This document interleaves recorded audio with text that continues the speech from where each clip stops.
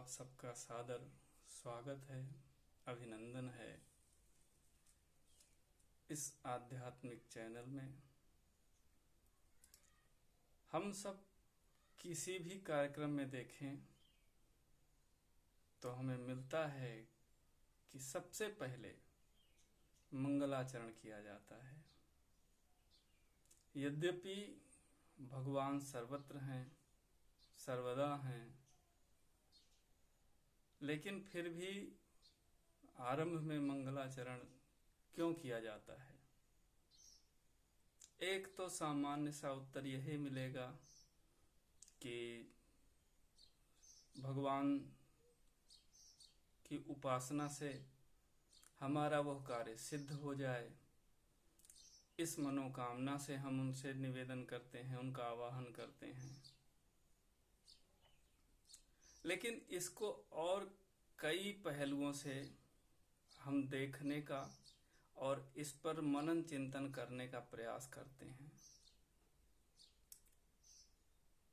हम सबको पता है और सनातन धर्म की ये मान्यता है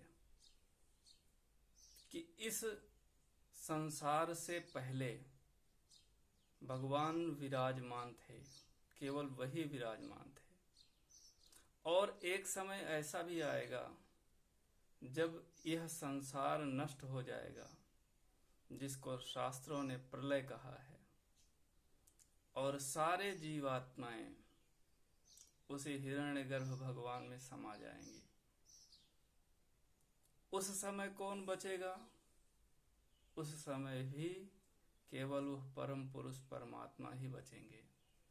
यही कारण है कि आप देखिए, कार्यक्रम के आरंभ में तो मंगलाचरण करते ही करते हैं, लेकिन जब कार्यक्रम का अंत होता है वो भी भगवान के नाम से, परमेश्वर के नाम से, प्रभु के नाम से करते हैं कि हे प्रभु, तुम ही आदि हो, मतलब तुम ही आरंभ हो, और तुम ही मध्य हो, और तुम ही अंत हो। यही कारण है कि हमारे ऋषियों ने, या ऐसा कहें कि स्वयं भगवान वेद ने, जब भगवान का वर्णन करने का आरंभ किया तो उन्होंने भी पहले उस परमेश्वर की वंदना की। कौन सा मंत्र है? हम जानते हैं कि हमारे वेदों में सबसे पहला वेद है ऋग्वेद।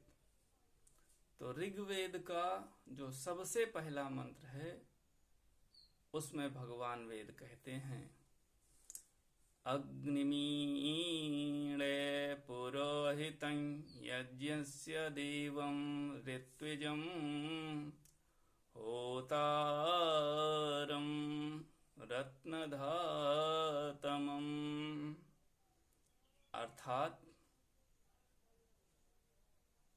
ऋग्वेद के जो ऋषि माने गए हैं, अंगिरा ऋषि माने गए हैं। तो अंगिरा ऋषि ऋग्वेद के मंगलाचरण में कहते हैं, अग्निम ईडे।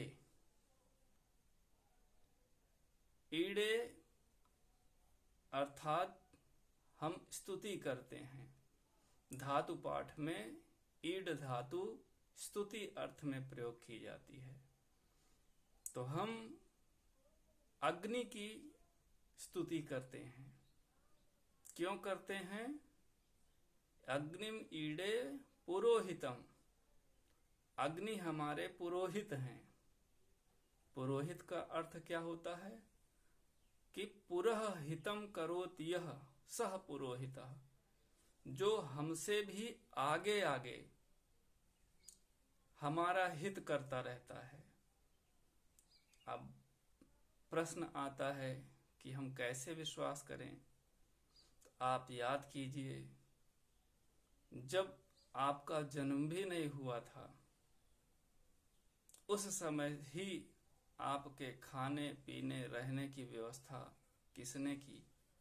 माँ के हृदय में हमारे भोजन के लिए दूध किसने उतारा? उस परमेश्वर ने ही उतारा। और इसके अतिरिक्त हमारे जीवन में जितनी भी आवश्यक वस्तुएं हैं या जिनकी हमारे जीवन में आवश्यकता पड़ेगी, उस प्रत्येक वस्तु को इस सृष्टि में रच करके, स्थित करके हमारे लिए किसने व्यवस्थित किया? उस परमेश्वर ने व्यवस्थित किया। इसलिए वो हमारे सबसे बड़े पुरोहित हैं। अग्नि से अर्थ है यह अग्रे नयति सह अग्नि, जो हमें आगे ले जाते हैं। णीय प्रापणे धातु से अग्नि की भी उत्पत्ति हो सकती है और साथ में इण गतौ धातु से भी अग्नि की उत्पत्ति हो सकती है, व्युत्पत्ति हो सकती है व्याकरण के अनुसार। इण गतौ अर्थात जिससे गति होती है।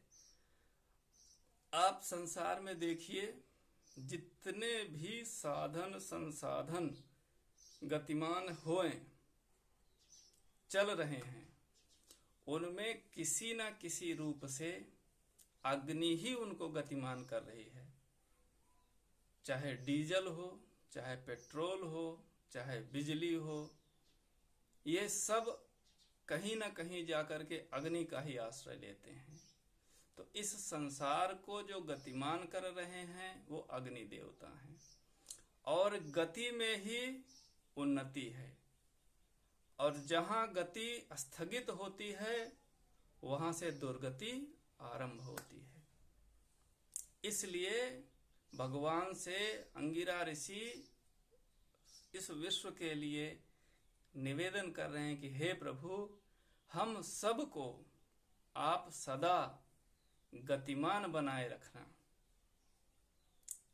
आप हमारे पुरोहित हैं, कल्प कल्पांतर तक आप हमारा हित करते रहते हैं। और इतना ही नहीं है, यज्ञस्य देवम ऋत्विजम, आप यज्ञों के देवता हैं, इसलिए हम आपकी पुनः वंदना करते हैं, पुनः स्तुति करते हैं। आप ही ऋत्विज हैं, ऋचाओं के जानने वाले हैं, ऋचाओं को देने वाले हैं, ऋचाओं को सुनाने वाले हैं। और साथ में क्या है? होतारम रत्न धातुम, जो आपके लिए अग्निहोत्र करते हैं, हवन करते हैं। ऐसे होताओं को आप रत्नों से, द्रव्यों से, आशीर्वादों से इस प्रकार से विभूषित कर देते हैं, अलंकृत कर देते हैं, जो जीवन के चलने के लिए, परिवार के चलाने के लिए, राज्य के चलाने के लिए और इस संसार को चलाने के लिए अत्यंत आवश्यक होते हैं। इसलिए हे प्रभु, हम आपका सभी कार्यों से पहले वंदन करते हैं, स्तुति करते हैं, और जब अंत होता है तब भी हम उनकी वंदना करते हैं। इसका एक दूसरा जो प्रमाण वेदों में मिलता है, उसमें यजुर्वेद के अंदर मंत्र आता है कि हिरण्यगर्भः समवर्तताग्रे भूतस्य जातः पतिरेक आसीत् सदाधार पृथिवीं द्यामुते मां कस्मै देवाय हविषा विधेम। अर्थात जब इस पूरी सृष्टि के सभी जीवों को, सभी दैदीप्यमान वस्तुओं को प्रलय के समय परमेश्वर अपने अंदर समेट लेता है बीज रूप में करके, अपने गर्भ में धारण कर लेता है, तब उस परमेश्वर का नाम हो जाता है हिरण्यगर्भ। उसको वेद में बखान करते हुए कह रहे हैं कि आप ही हिरण्यगर्भ हैं, अर्थात प्रलय से पहले आप ही विद्यमान थे। हिरण्यगर्भः समवर्तत अग्रे, अग्रे अर्थात प्रलय से पहले, अर्थात सबसे पहले, सृष्टि से भी पहले। भूतस्य जातः पतिरेक आसीत, जितने भी ये भूत अर्थात जीव जंतु या उससे ऊपर चले तो जो पंचभूत हैं, तन मात्राएं हैं, या उससे भी ऊपर चले तो सत्व रजस तमस, उनके बाद अहंकार महत, ये सब के स्वामी आप ही हैं। भूतस्य जातः पतिरेक आसीत और सदाधार पृथ्वीम द्याम उतेमाम, आपने ही इस धरती को धारण किया और उसके ऊपर देवलोक को धारण किया। अर्थात इसमें संक्षेप में ये कहा गया है कि जो 7 भुवन हैं, भू भुवः स्वः जनः तपः महः सत्यम, ये 7 लोक आपने ही धारण कर रखे हैं। और इसके नीचे जो 7 तल हैं वो भी आपने ही धारण कर रखे हैं। और आपके लिए कस्मै देवाय हविषा विधेम, ऐसे कह माने आनंद, ऐसे आनंद स्वरूप परमेश्वर के लिए हम हवियों के द्वारा आपका सत्कार कर रहे हैं, आपका वंदन कर रहे हैं, आपका अभिनंदन कर रहे हैं। इस प्रकार से जब हम कृतज्ञता पूर्वक किसी कार्य का आरंभ करते हैं तो वह पूरा का पूरा कार्य वास्तव में एक यज्ञ हो जाता है।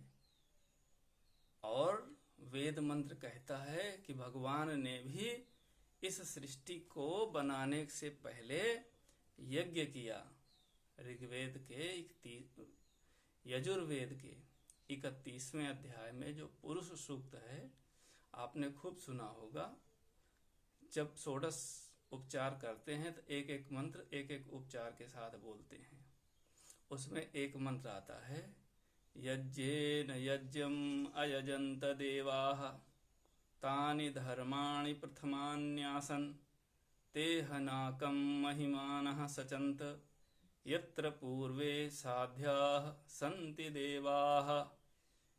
इसी मंत्र से पूजन के बाद पुष्पांजलि समर्पित की जाती है। इसे मंत्र पुष्पांजलि कहते हैं। यज्ञेन यज्ञम अयजंत देवाः, देवताओं ने यज्ञ के द्वारा, यज्ञ से यज्ञ का आयोजन किया। तो जब हम आरंभ में भगवान को नमन वंदन कर देते हैं, अर्थात अपने इस कार्यक्रम को, अपने इस कार्य को, इस कार्य के माध्यम से अपने शक्ति, बुद्धि, मति, सामर्थ्य, पुरुषार्थ, प्रयास, इन सब को भगवान को समर्पित कर देते हैं कि हम सब प्रभु अकिंचन हैं, आप ही सर्व समर्थवान हैं। अब आप ही अपने सामर्थ्य से आकर के इसको सुपूर्ण करिएगा, इसको परिपूर्ण करिएगा। इसलिए ही हमारे ऋषियों ने हमारे सभी कार्यों से पहले मंगलाचरण का विधान किया और कार्य के अंत में भी भगवान को उसे समर्पित करने के लिए हमें प्रेरित किया, हमको रास्ते बताए, हमको विधियां बताई। इसमें जो वेद मंत्र आता है, जो कार्य के अंत में कहना चाहिए, उसे स्विष्ट कृति आहुति के नाम से कहा गया है। उसमें कहते हैं, ओम यदस्य कर्मणो अत्यरीरिचम यद्वा न्यूनमिहाकरम् अग्निष्टत् स्विष्टकृत विद्यात् सर्वं स्विष्टं सुहुतं करोतु मे। अग्नये स्विष्टकृते सुहुतहुते सर्वप्रायश्चित्ताहुतीनां कामानां समर्धयित्रे सर्वान्नः कामान् समर्धय स्वाहा। इदम् अग्नये स्विष्टकृते इदन्न मम। अर्थात इस कार्य में यदस्य कर्मणो अतिरीरिचम, यदि मैंने कोई चीज अधिक कर दी है, यद्वा न्यूनम इहा कर्म, या कुछ में से न्यूनता रह गई है,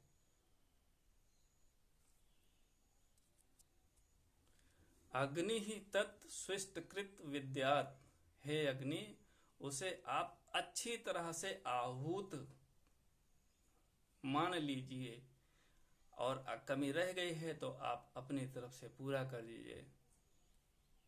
सर्वम स्विष्टम सुहुतम करोतु मे, सबको सर्वस्व को अच्छी तरह से समर्पित करके मेरे लिए मान लीजिए कि मैंने बहुत अच्छी तरह से आपको समर्पित किया है। और फिर संबोधन करते हैं, अग्ने स्विष्टकृते सुहुतहुते सर्व प्रायश्चित्ताहुतीनां, अपने सभी कर्मों के प्रायश्चित के स्वरूप में अब मैं ये आहुति दे रहा हूं, अर्थात अंत में आपका नाम ले रहा हूं। और इसके साथ में